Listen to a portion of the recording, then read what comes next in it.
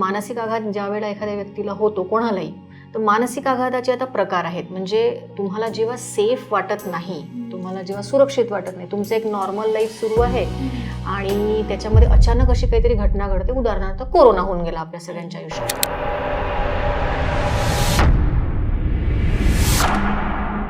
तो मास ट्रॉमा होता.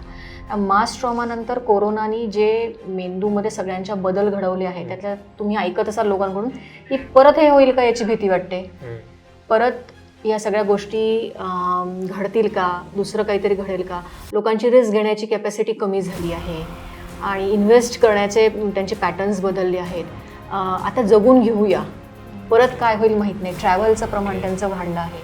तर मानसिक आघातामुळे बेसिकली आपल्या मेंदूतील फंक्शनिंग आणि स्ट्रक्चर दोन्ही चेंज होतं. मानसिक आघात अशी कोणती घटना जी आपल्याला भीतीमध्ये जगायला प्रवृत्त करते.